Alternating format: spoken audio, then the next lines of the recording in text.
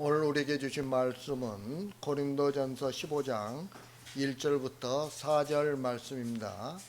제가 가지고 있는 신약성경 281페이지 고린도전서 15장 1절부터 4절 말씀입니다.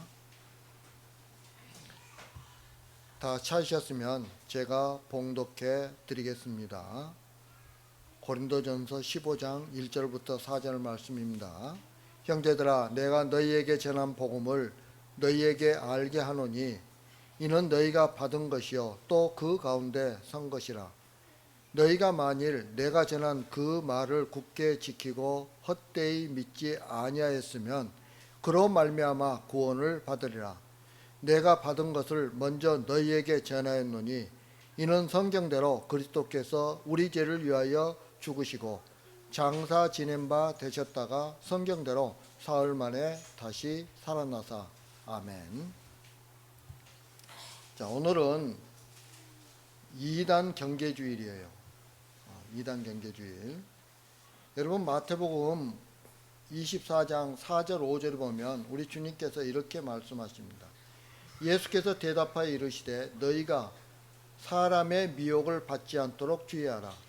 많은 사람이 내 이름으로 와서 이르되 나는 그리스도라 하여 많은 사람을 미혹하리라 라고 이렇게 말씀하고 있죠.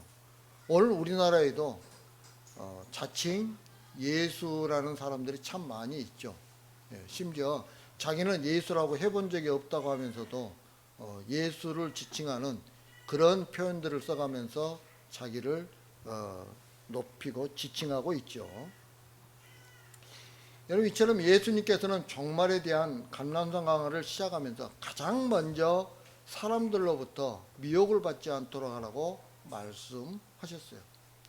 여러분, 그 이유가 무엇일까요?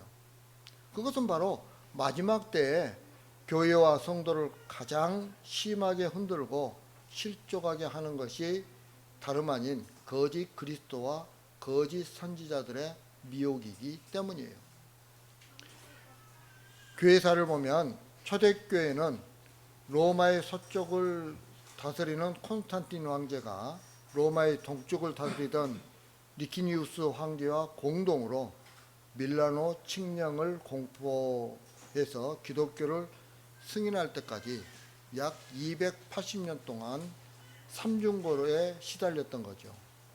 그 삼중고가 뭐냐면 바로 유대교의 시기와 방해예요. 첫 번째가. 그리고 두 번째는 황제 숭배를 하는 로마 제국의 탄압이죠. 여러분, 우리는 그리스도인들은 예수 그리스도 만왕의 왕이신 삼위일체 하나님만 믿게 되죠. 그런데 그 당시에 로마 제국에서 유일한 신은 누구예요? 황제였단 말이에요. 그러니 그 황제를 믿지 않는 그리스도인들이 핍박을 받을 수밖에 없었던 거죠. 그리고 세 번째로는 이단의 난립이에요. 이단의 난립. 이 콘스탄틴 황제가 기독교를 공인할 때 삼위일체를 부인하는 아리우스파와 삼위일체를 주장하는 아타나시우스파가 서로 다투고 있었죠. 그런데 콘스탄틴 황제는 누구를 밀었냐면 아리우스를 밀었어요. 그런데 결국 공의회에서 아리우스파가 축출이 되죠. 그리고 그 아리우스파가 어디로 넘어왔다고요? 중국으로 넘어온 거예요. 그래서 중국에서 경교란 게 있어요. 경교, 빛의 종교. 그게 뭐냐면 이 아리우스파의 기독교인들이었어요. 예. 뿐만 아니라 이 당시에 영지주의가 초대교회를 갖다 굉장히 많이 흔들었고 굉장히 많은 영향을 갖다가 미치게 됩니다. 예. 그런데 여러분, 이런 이단 사이비 문제는 오늘 우리에게도 너무 가까이 와 있죠. 예. 여러분, 기독교 이단이 무엇일까요? 그것은 바로 정통 교리를 따르지 않고 제멋대로 교리를 만들어 교회 공동체 안에 혼란을 일으키고 그리고 교회 공동체를 분열시키는 집단을 말하죠. 여러분, 대표적인 이단이 누구예요? 구원파예요. 구원파. 예. 여러분, 구원파에는 세 개파가 있는데 지난번 세월호를 일으켰던 파는 권신찬이가 속해 있는 구원파였고, 그리고 박옥수는 기쁜 소식 소식이라는 그 뭐야 기쁜 소식 교회라고 해가지고 무슨 교회 해가지고서 이렇게 전국적으로 퍼져 있고요. 뿐만 아니라 이렇게 강주에 있는 여기 저 삼각동에 있는 것은 이요한이라는 사람이 중심이 된 대한예수교 침례예요. 원래는 정통은 대한기독교 침례이죠. 그런데 대한예수교 침례라고 해가지고 있는 이 구원파예요. 이요한이 그렇게. 이 이요한이는 권신찬이가 일으켰던 그 파에서 그 파가 너무 부정부패하다고 해서 떨어져 나온 파예요. 그 목포를 중심으로 해가지고 쭉 올라왔던 파예요. 이 이요한이 파들은요. 뿐만 아니라 만민중앙교회 이재륵 같은 사람들, 그리고 베레아 아카데미의 김기동 같은 사람들, 여기요 말바우 시장에 하면 베레아 아카데미 교회가 있어요. 그리고 한국 예루살렘 교회 이초석 같은 사람들이 기독교 이단이에요. 그리고 외국에서 들어온 기독교 이단은 우리가 몰명교라고 하죠. 말일성도 예수 그리스도 교회예요. 여러분 이 교회 그 예배당에 가면 십자가가 없어요. 예. 그리고 여호와 증인 또 뿐만 아니라 안식교라고 말하는 제7일 안식일 예수 재림교회 등이 있죠. 이 안식교에서 떨어져 나온 이단 사이비가 누구예요? 하나님의 교회예요. 예. 원래는 안산홍 증인회였죠. 자, 그 다음에 사이비 기독교란 무엇이냐면 기독교하고 굉장히 비슷하지만 기독교가 아닌 종교 집단 또는 기독교를 빙자한 유사한 종교 집단을 말하죠. 이런 집단들 중에 대표적인 게 뭐냐면 통일교예요. 그리고 또 뭐예요? 전도가인이라고 말하는 천부교. 요즘은 천부교회라고 해서 그 위에다가 비둘기를 딱 그 다른 비둘기 형상을 갖다가 걸어놓은 교회가 있어요. 그게 천부교예요. 뿐만 아니라 우리 이 아래에 있는 신천지도 사이비 기독교예요. 기독교 이단이 아니고 사이비 기독교예요. 자, 그러면 오늘 말씀을 통해서 이런 이단 사이비에 대해서 좀 더 알아보도록 하겠습니다. 자, 여러분 1절과 2절 말씀 한번 읽겠습니다. 1절과 2절 말씀 다 같이 시작.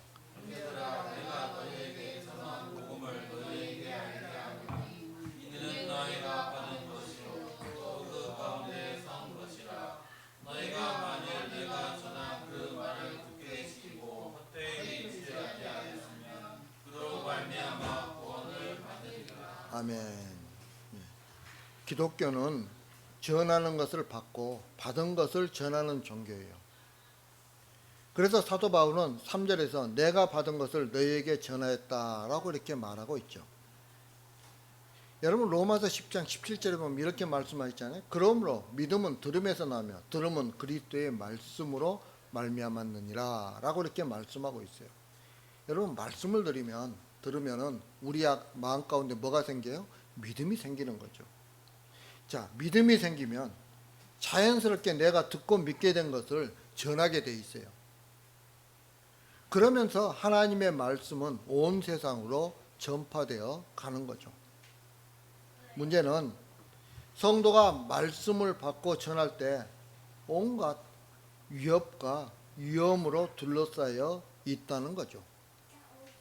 세상의 영향도 갈수록 크고 이단 사이비 종교가 우리 가까이에서 득세하고 있어요. 이런 영향으로 인해서 다르게 받고 다르게 전하는 경우가 비일비재하다는 거예요.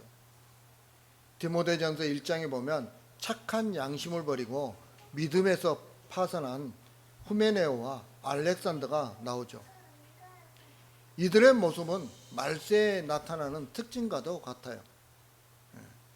왜냐하면 말세에는 믿음에서 떠나 미혹하는 영과 귀신의 가르침을 따르는 자들이 많기 때문에 그런 거예요. 예수님께서도 씨 뿌리는 비유에서 더러는 바위 위에 떨어짐에 싹이 났다가 습기가 없으므로 말랐고 라고 이렇게 말씀하고 있죠. 이런 사람들은 말씀을 들을 때 기쁨으로 받지만 뿌리가 없어 잠깐 믿다가 시련을 당하면 믿음을 배반한다고 예수님께서는 설명하고 있죠. 여러분 여호수아서 24장에 보면 여호수아가 이스라엘 모든 지파를 세겜에 모아요. 그리고 하나님의 구원 역사를 그 모인 회중들에게 설명을 하죠. 그러고서 뭐라고 하냐, 이스라엘 백성들에게 여호와만 섬기라고 신앙 결단을 촉구해요. 그리고 15절 하반절에 보면 여호수아는 이렇게 선포합니다. 오직 나와 내 집은 여호와를 섬기겠노라. 자, 그러자 백성들은 우리가 결단코 여호와를 버리고 다른 신들을 섬기기를 하지 않겠습니다 라고 이렇게 결단을 해요. 그러면서 여호수아는 세겜에서 백성과 언약을 맺고 그들을 위하여 율례와 법도를 제정하고 그리고 여호와 성소 곁에 큰 돌을 세우고 그 돌을 근거로 증거로 삼았던 거죠. 왜? 그 돌처럼 영원히 변하지 말라는 거예요. 그러면 이렇게 하나님만 섬기기로 명약한 사람들은 어떻게 되었을까요? 여호수아와 장로들이 사는 동안에는 하나님을 섬겼다고 여호수아서 24장 31절에 말씀하고 있어요. 그런데 여러분 사사기서 2장 10절 11절에 보면 이렇게 말씀해요. 그 세대 사람들이 죽은 후에 일어난 다른 세대는 여호와를 알지 못하며 여호와께서 이스라엘을 위하여 행하신 일도 알지 못하고 여호와의 목전에서 악을 행하고 바알들을 섬겼다라고 이렇게 증거하고 있죠. 그러면 이들은 제사를 지내지 않았을까요? 하나님 앞에 제사를 지냈어요. 그러면서 바알도 섬기는 거예요. 여러분 이건 잘못된 거죠. 무슨 말이냐면 결국 신앙의 대가 이어지지 못했다는 것을 알 수가 있어요. 여러분 우리에게 가장 중요한 게 뭐예요? 신앙의 대를 이어가는 거예요. 우리 자녀들에게 예수 그리스도를 알려주는 거예요. 예. 오늘 한국교회는 잘못된 구원론에 빠져 있죠.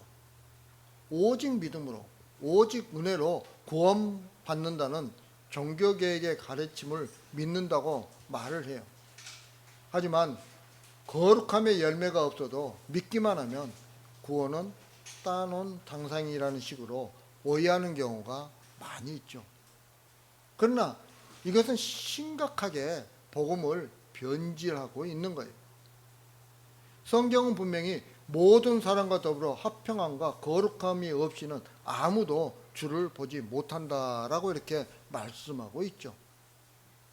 그리고 이것은 성경의 일관된 가르침이에요. 예수님께서는 산성수훈에서 마음이 청결한 자가 하나님을 볼 것이라고 말씀을 하셨어요. 죄에서 떠나 순결하고 거룩하지 못한 이는 주님을 보지 못하고 하나님 나라에 들어가지 못하는 거예요. 거룩함이 없이도 믿기만 하면 무조건 구원받는다는 생각은 성경 말씀에서 완전히 벗어날 뿐만 아니라 종교개혁의 가르침을 완전히 왜곡하고 있는 거죠. 그래서 이런 잘못된 구원관을 가지고 있으면 자신이 구원받았다는 확신을 얻으면 더 이상 죄를 회개할 필요가 없다는 구원파의 교리에 쉽게 홀리게 되는 거죠. 왜냐하면 이런 논리는 그 후에 어떻게 살아도 한 번 받은 구원은 영원히 유효하다는 것이기 때문에 그래요. 그런데도 어떤 교인들은 기존 교회에서 몇십 년 신앙생활을 해도 누리지 못했던 구원의 확신을 이런 구원파 교리를 통해서 단번에 얻게 되었다고 자랑을 하기도 하죠. 여러분 그런데 이런 구원파의 교리는 사람들을 자유하게 하는 것도 있지만 오히려 방종에 빠지게 하고 결국 파멸에 이르게 하는 거죠. 우리는 그런 잘못을 그 세월호 사건을 통해서 잘 보았잖아요. 그 구원파의 교주와 그 일가들 그리고 그 측근들의 모습처럼 마치 양심이 화인 맞은 괴물과 같은 그런 인간들을 만들 수 있다는 거예요. 우리가 이 사실을 깊이 생각해 봐야 돼요. 그래서 우리는 어떻게 해요? 항상 하나님 중심의 삶을 살아가야 되는 것이죠. 여러분, 이 땅에서 구별된다, 이 땅에서 거룩하다, 그게 뭐예요? 하나님을 바라보는 거예요. 세상을 바라보는 것이 아니고. 이게 거룩함이에요. 예. 자, 그런데 바울이 전한 복음은 2절에 나오는 내가 전한 그 말과 같죠. 사도 바울은 고린도 교인들이 과거로부터 지금까지 자신이 전한 복음을 받아들이고, 그리고 그 기초 위에 굳게 서 왔다는 것을 상기시키고 있어요. 그러면 바울이 전한 복음의 핵심 진리는 무엇일까요? 그것은 바로 3절과 4절에 나와 있는 대로 그리스도의 죽음과 부활이죠. 예수 그리스도께서 우리 죄를 위하여 성경대로 죽으시고 장사 지낸만 되셨다가 성경대로 사흘 만에 다시 살아나신 것. 이것이 바로 사도 바울이 전한 복음의 핵심 진리예요. 사도 바울이 말한 구원을 얻은 길이란 복잡하지도 않고 어렵지도 않아요. 사도 바울은 자신이 전한 복음을 굳게 지키고 헛되이 믿지 않으면 구원을 얻는다고 말하고 있죠. 교회 다니는 성도라면 예수 그리스도의 십자가의 죽음과 부활을 믿지 않는다고 할 사람은 없겠죠. 여러분들에게 제가 물어보면 여러분들은 어떻게 대답하시겠습니까? 당연히 믿는다고 말하지 않겠습니까?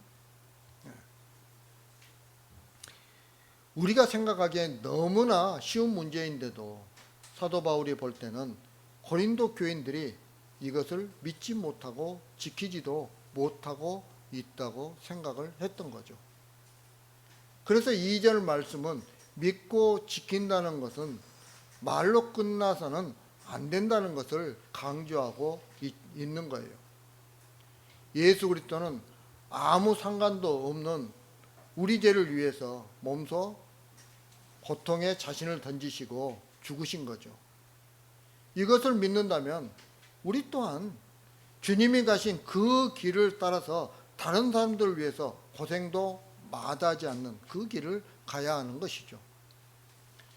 결국 자기 한 몸 지키고 보호하고 편해지기 위해서 형제에게 유익이 될 수 있는 일을 거부하고 피해버린다면 그것이 어떻게 우리 죄를 위해 죽으신 주님을 믿는 것이 될 수 있느냐는 거예요. 그런데 많은 성도들은 믿음을 자신의 이익이 되는 방향으로만 생각을 하죠. 무슨 말이냐면 자기를 위한 믿음으로만 여기는 거예요. 이것이 오늘날 교회인들의 잘못된 점이죠. 자기를 위한 믿음으로 여기기 때문에 모든 관심을 주님이 우리에게 가져다 주시는 혜택이나 이익에만 두고 살아가는 거예요. 그래서 내가 예수 믿으면 잘 살아야 된다고 생각을 해요. 예수 믿으면 내가 하는 모든 일들이 잘 해결돼야 한다고 생각을 하죠. 그래서 믿음 덕분에 세상에서 좀 더 편하고 편하게 살려고만 행동을 하는 거죠. 그러나 우리 죄를 위해 죽으시려고 십자가를 지신 주님을 믿는다면 적어도 이런 세상 사람들의 방식에서 우리는 벗어나야 하는 거예요. 왜냐하면 세상의 방식이 예수님을 죽였기 때문이죠. 여러분, 예수님께서 죽으실 때 호산나 다윗의 자손이라고 외쳤던 사람들이 어떻게 말했습니까? 십자가에 못 박게 하소서, 십자가에 못 박게 하소서. 누구를요? 예수님을요. 그렇게 외쳐댔어요. 그리고 주님을 따르면서 자기 목숨을 버리겠다 했던 사람들은 어떻게 됐어요? 다 그 제자들은 모두 도망쳤죠. 예수님이 이적을 베풀면서 자신에게 이익이 될 때는 예수님을 따르다가 이익이 없으면 예수님 반대편에 서버리는 것이 바로 사람들이에요. 또한 목숨이 이태로지면 주님께로부터 멀리 도망쳐 버리는 것이죠. 그런데 여러분, 고린도전서 10장 24절에서 이렇게 말씀하세요. 누구든지 자기의 유익을 구하지 말고 남의 유익을 구하라. 다시 말하면 자기를 부인하고 자기의 십자가를 지고 예수님을 따르라는 거예요. 그러면 자기의 유익을 구하지 않고 다른 사람의 유익을 구할 수 있다는 겁니다. 이게 성경 말씀이에요. 이게 우리는 성경 말씀대로 살아야 되지 않겠습니까? 자, 그렇다고 한다면 우리는 복음을 어떻게 지켜야 할까요? 여러분 3절과 4절 말씀 한번 읽겠습니다. 3절과 4절 말씀 다 같이 시작. 내가 받은 것을 먼저 너희에게 전하노니 이는 성경대로 그리스도께서 우리의 죄를 위하여 죽으시고 장사 지낸 바 되셨다가 성경대로 살만에 다시 살아나사. 아멘. 예수님은 우리 죄를 위하여 죽으시고 장사 지낸 바 되셨다가 성경대로 사흘 만에 다시 살아나셨습니다. 그런데 부활하신 후 곧바로 하늘로 예수님이 올라가셨을까요? 그렇지 않습니다. 예수님은 40일 동안 이 땅에 계시면서 12제자와 500여 형제에게와 그리고 야고보에게와 모든 사도에게 보이셨어요. 여러분, 예수님은 왜 자신의 모습을 사람들에게 보이셨을까요? 단지 내가 살아났으니까 자 봐라, 내가 지금 살아났다, 그러니까 너희도 살아날 것을 믿으라고 권면하기 위해서 제자들에게 보이셨을까요? 만약에 그렇다고 한다면 그 후로도 계속해서 사람들에게 부활의 모습을 보여주셔야 되는 거죠. 부활의 모습을 보여주어야 믿을 수 있다면 오늘 우리에게도 부활의 모습을 보여주셔야 되는 거죠. 이게 논리적으로 맞는 거잖아요. 따라서 예수님은 부활을 믿도록 하기 위해서 나타나신 것이 아니라는 거예요. 보고 믿는 자보다 보지 않고 믿는 자가 더 귀하다고 말씀하셨잖아요. 예수님의 부활의 모습을 본 사람들은 모두 예수님이 십자가에 죽으실 때 도망쳤거나 또 바울과 같이 예수 믿는 자를 핍박했던 사람들이에요. 그런 그들에게 예수님께서 자신의 모습을 보여주신 것은 무엇 때문일까요? 여러분, 예수님께서 사도 베드로에게 뭐라고 묻습니까? 요한의 아들 바요나 시몬아, 내가 나를 사랑하느냐라고 이렇게 묻고 있잖아요. 지금 예수님께서는 부활하신 후에 자기를 다 버리고 도망갔던 사람들에게 너희가 지금 나를 사랑하느냐는 거예요. 이걸 묻고 있는 거예요. 여러분, 예수님을 보면서 예수님이 부활하신 후에 예수님을 사랑하시는 것, 이게 뭐냐면 이게 부활이에요. 이게 사사람으로 거듭나는 거예요. 그냥 예수님 살아나셨네, 나도 살아나지, 이렇게 믿는 게 부활이 아니에요. 우리가 정말 새 사람으로 거듭나야 되는 거죠. 새 사람으로 거듭났다는 것은 주님을 사랑하는 거예요. 세상을 사랑하는 것이 아니라 예수님을 사랑하는 거죠. 부활은 우리가 죽고 다시 산다는 것을 보증하기 위해서 있는 것이 아니에요. 많은 사람들은 부활은 내가 죽고 다시 산다는 것으로 이해하죠. 내가 산다는 것 때문에 부활을 좋아해요. 주님을 좋아하는 것이 아니라 부활을 좋아하면서 신앙생활을 하는 거예요. 또한 주님을 좋아하는 것이 아니라 천국을 좋아해요. 여러분, 이것이 자신의 이기심을 버리지 못하고 주님을 찾는 자들의 모습이에요. 그런데 우리가 분명히 알 것은 예수 그리스도를 통하지 않고서는 하나님 앞으로 나갈 자가 없다니까요. 그냥 예수 그리스도를 통하지 않고 바로 그냥 하나님 앞에 나가는 자가 없어요. 이걸 알아야죠. 이걸. 여러분, 믿음은 나의 죄를 위해 죽으시고 살아나신 예수님을 사랑하는 것이 믿음이에요.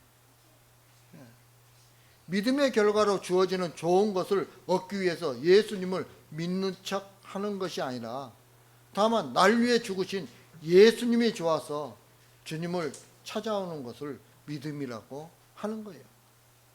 이런 믿음이 아니면 구원을 얻지 못한다고 말하고 있죠. 따라서 부활을 통해서 주님을 사랑하지 않고 은사를 사랑하고 자기를 사랑하는 고린도 교회의 잘못을 지금 사도 바울은 지적하고 있는 거예요. 부활은 주님이 여전히 살아 계신다는 것을 의미하잖아요. 주님이 살아 계신다는 것을 꼭 눈으로 봐서 알아야 합니까? 10절에서 사도 바울은 그러나 내가 나된 것은 하나님의 은혜로 된 것이니 내게 주신 그의 은혜가 헛되지 아니하여 내가 모든 사도보다 더 많이 수고하였으나 내가 한 것이 아니요 오직 나와 함께 하신 하나님의 은혜로라 라고 이렇게 말씀하고 있죠. 사도 바울은 주님을 핍박했던 자신이 사도가 된 것이 주님이 살아계신 증거라는 거예요. 예수님은 지금도 살아계셔서 우리와 함께 하시죠. 이건 예수님께서 하신 약속이에요. 마태복음 28장 20절 하반절에 보면 이렇게 말씀하시잖아요. 볼지어다 내가 세상 끝날까지 너희와 항상 함께 있으리라. 그러면 주님이 함께 하신 그 증거가 무엇이냐는 거죠. 그 증거는 자기의 죄를 인정할 줄 모르고 자기만 알던 우리가 자기 죄를 고백하며 자기의 더러움을 인정하고 예수님을 의지할 줄 아는 자가 됐다는 거예요. 이게 증거예요. 이게 부활의 증거예요. 여러분 이것만큼 더 큰 증거가 없어요. 우리가 이런 믿음을 갖고 있어야 사탄의 유혹에 넘어가지 않는 것이죠. 이단 사이비에게 넘어가지 않는 겁니다. 이제 말씀을 마치려고 합니다. 사랑하는 성도 여러분, 오늘은 이단 경계주일이에요. 사탄은 광명의 천사로 가장하고 우는 사자같이 두루다니며 삼킬 자를 찾고 있어요. 이런 사탄의 유혹에 넘어가지 않기 위해서는 무엇보다도 내가 사랑하는 것이 무엇인가를 분명하게 깨달아야 하는 거죠. 예수님은 세상 끝날까지 항상 우리와 함께 하시는데 우리는 주님을 사랑하지 않고 세상을 사랑할 때 이단 사이비에 쉽게 넘어지게 되는 거예요. 여러분, 세상을 사랑한다는 것은 우리에게 믿음이 없다는 증거예요. 믿음은 복음을 바로하는 거예요. 나의 죄를 위하여 십자가에서 죽으시고 살아나신 예수님을 사랑하는 것. 이게 믿음이에요. 이런 믿음을 가지고 내가 받은 복음을 바로 전하는, 그리고 이단 사이로부터 나를 굳건히 지킬 수 있는 그런 우리 사랑생교회 모든 성도들이 되길 주님의 이름으로 축복합니다. 다 같이 기도하겠습니다. 사랑과 풍성하신 아버지 하나님, 부족한 저희들 사랑해 주신 감사합니다. 오늘 저희들이 이단 경계주일로 지키고 있습니다. 아버지 하나님, 우리 모든 성도들이 참된 믿음을 갖게 하여 주시옵소서. 세상을 사랑하지 않고 오직 주님만을 사랑하는 그런 믿음을 가질 수 있도록 은혜 베풀어 주옵소서. 그래서 아버지 하나님, 이제는 우리가 들은 우리 주님께서 성경대로 3일 만에 죽으시고 성경대로 3일 만에 살아나셨다는 사실을 믿지 않는 많은 자들에게 전할 수 있도록 주님께서 은혜 베풀어 주옵소서. 예수님 이름으로 기도합니다. 아멘.